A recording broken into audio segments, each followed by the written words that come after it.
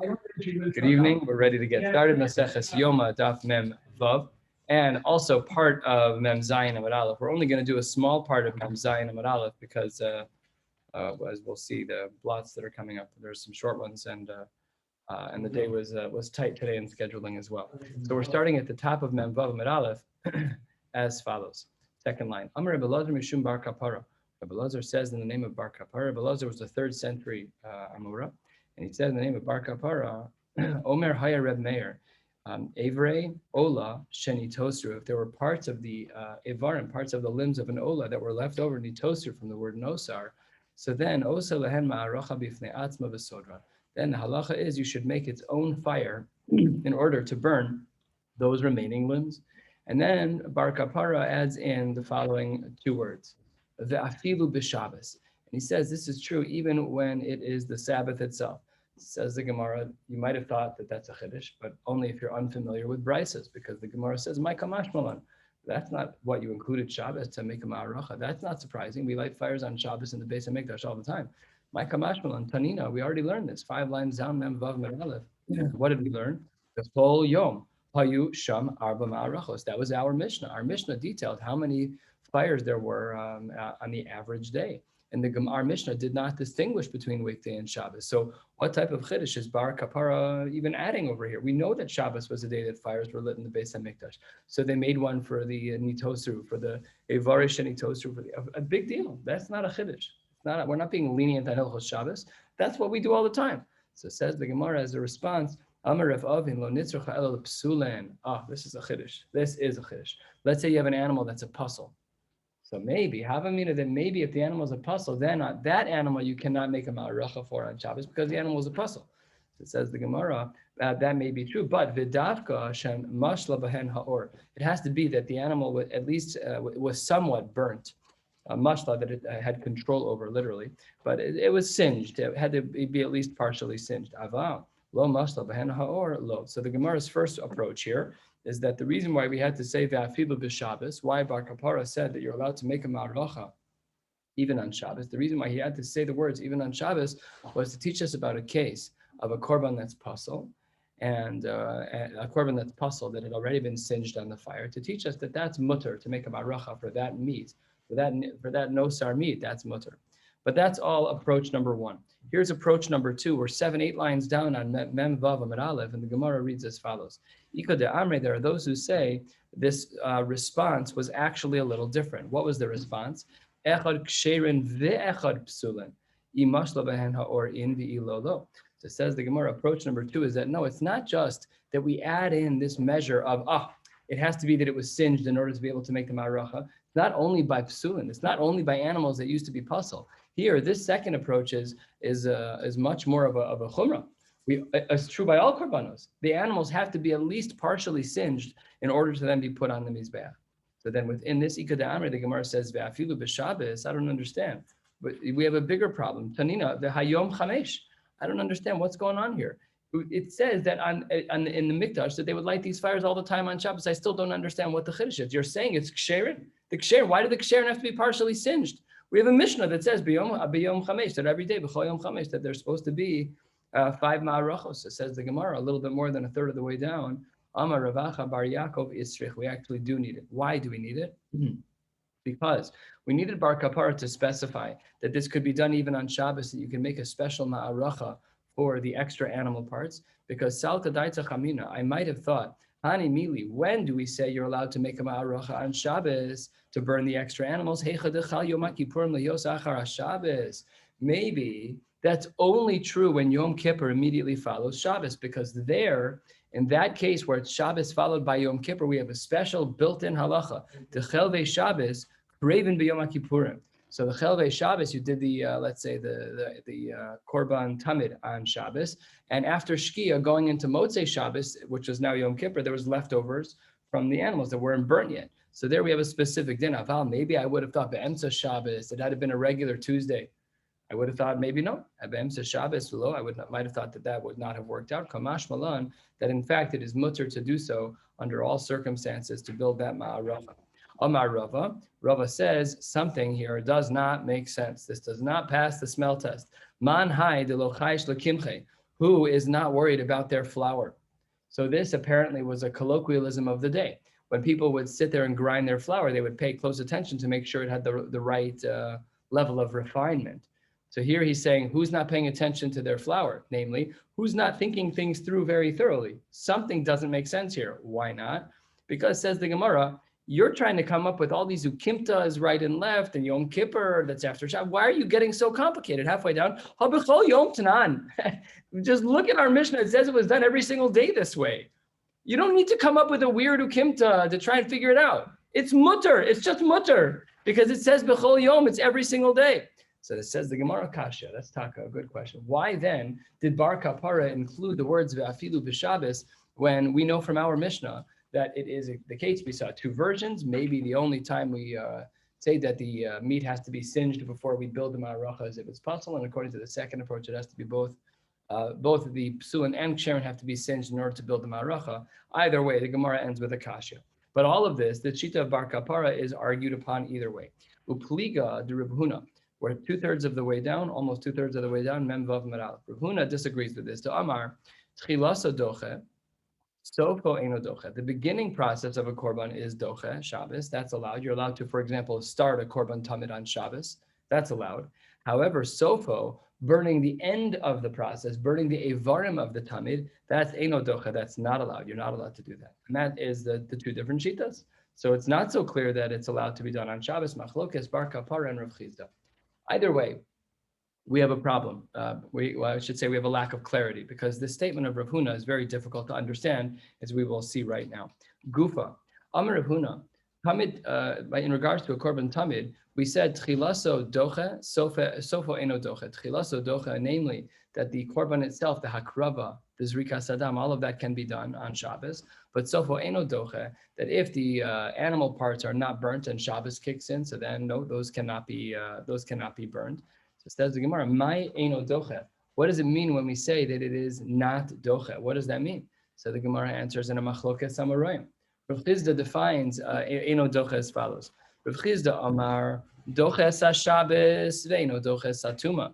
When he says eno doche, what he means is that it's doches ha-Shabbos. You are allowed to burn the animal parts on Shabbos. However, ve'eno doches ha-Tuma, but it doesn't get pushed off by a Kohen who's tummy. We allow for the Kohen to still do this, even if he were to be tummy.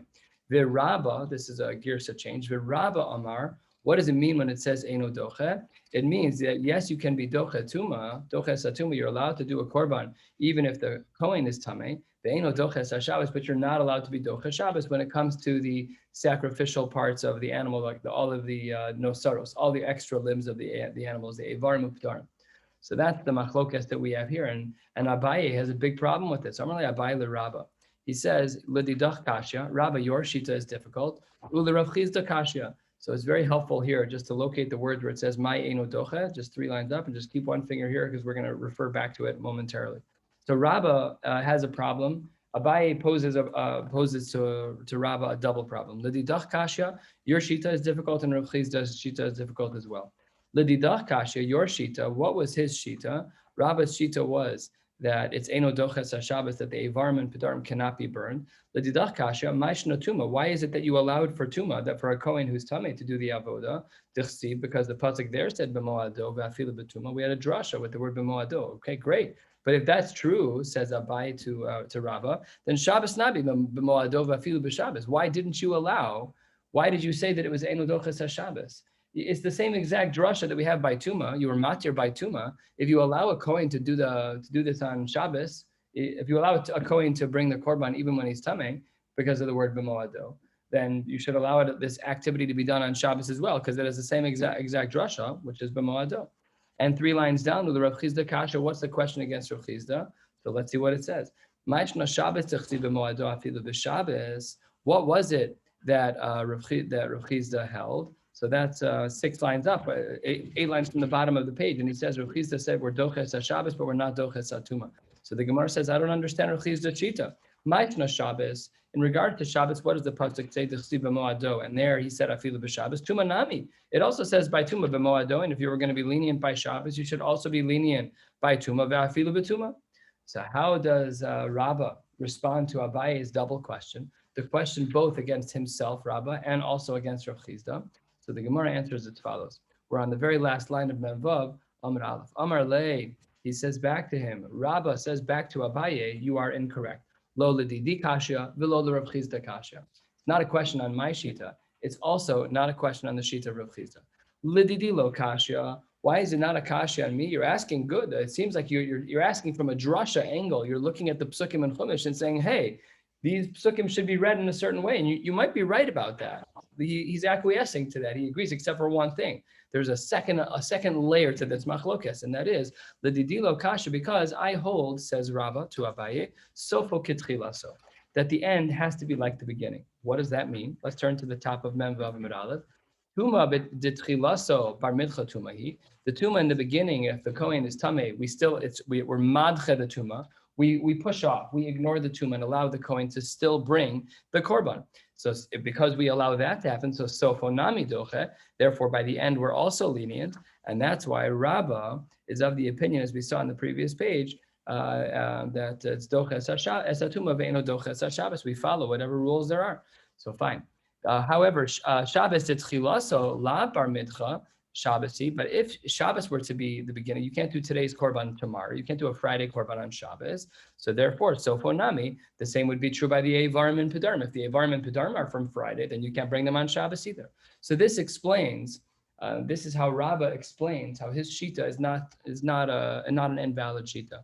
And 3 lines down, he goes the extra mile and explains the Bar Plukta's shita as well, even though he doesn't agree with him bichlal. But he says about Rav Chizda, Rav Chizda lo kasha, it's also not a kasha by him. Why? Because whereas, says Rabbah, I hold sofo kitchilaso, that whatever is true by the beginning will be true by the end. However, says the Gemara 4 lines down, sofo kitchilaso lesle. Rav Chizda doesn't hold of sofo kitchilaso, and therefore Shabbos de hutra hi b'tzibur, Shabbos where we say that it's hutra, it's mamish mutter to bring a korban. So then sofo nami dachi. We also therefore allow at the end of the process to take the Avarim and the Pedarim and to build a Ma'aracha for them. However, Tuma d'chuya hi b'tzibur. Tuma is not mutter. It's not hutra. It's d'chuya. It's not ideal. It's b'di'evet. We don't want it. We just allow it. But it's not ideal. But because it's d'chuya, so therefore tchilaso de'ikr kapara dachi sofo de'lavikr kapara lo dachi. Because it's d'chuya, so then all we're going to allow is that which generates the primary kapara, which is the beginning of the process, which is the shlita of the tamid, and not the avarim and the pedarim, the sofo, by the burning of the avarim and the pedarim, the lavik or kapara lo dachi. We are not going to allow the korban to be brought, the avarim and pedarim. We're not going to allow them to build a ma'aracha that is specific for the avarim and the pedarim. We're about a third of the way down, 7-8 lines down on Mem Vav Amud Beis, and the Gemara here quotes the following machlokas. Itmar, we have a statement from the Amoraim. If you put out the fire of the coals that's in the machta, which is the tray that holds the coals for the ketores, or if you put out the fire of the menorah, so says the Gemara that you're in big trouble. Abaya marchayev. That's an isur doraisa. You're not allowed to put out those fires. That's what the pasuk says. What's the pasuk? Lo sichbeh. That you're not allowed to be to put out the fire. So the Gemara is now giving parameters as to where that is. That's if you put out the coals. So let's say the Kohen Gadol is going to do the Ketores Monday morning, grabs the shovel from the Ma'aracha Shnil Shal Ketores and the Machta, walks down the ramp, and you pour a bucket of water on it, and you just kill it. So that's according to Abaye, you're chayev. You violated the Yisur of Lo Sichbeh. Rava Amar Pater. Rava says you're Pater. We're going to learn about this machlokas right now. Now, the Kviya, halfway down. The Kviya beRosh Shal Mizbeach. If what you're doing is you're putting out the coals, you're putting out the embers with water on top of the Mizbeach, mamish where you got them from. So then, the Kulei Alma Lo Pligi D'Chayev. That's what it means, that on the Mizbeach, everyone agrees that you're chayev. So version number 1 of our machlokas is kipligi. Where is the machlokas? The achte a'ara v'kavye. If you took coals off of the top of the Mizbeach and brought them down to the floor of the Azara, and then you extinguished them, so that's where we have our machlokas. Abaye amar chayev because it's eish Mizbeach. Abaye says that you're still going to be chayev in such a case because that's still the eish from the Mizbeach. And the eish from the eish of the Mizbeach, we said lo sichbeh. It's not in the same location, but it's still the same fire. However, Rava Amar Pater, the location is a problem. Kevin the nitka. Once you uprooted it from where it was, so now it's no longer eish mizbeach. Now you took it off the mizbeach. So if you extinguish it, you don't violate the Yisur of Lo Sichbeh. So this is version 1 of the machloket, that everyone agrees that if you extinguish flames and embers on top of the mizbech, you're chayiv. The machloket is when you take them off of the mizbech, do we say that you're chayiv or not? Machloket Abai Rava. So Ella Had Amar, what? Doesn't wine extinguish the coal? There's alcohol in it. Doesn't extinguish it. No. It does. I guess not. Not that much water. It was Rivi. We're talking. It's also to the maracha. It was like intensely hot. The shovel when they shoveled out the coals that they were going to use for the Torah, it was small. I think we're talking about smaller pieces, not the whole thing. That's what it seems. Either way, says the Gemara,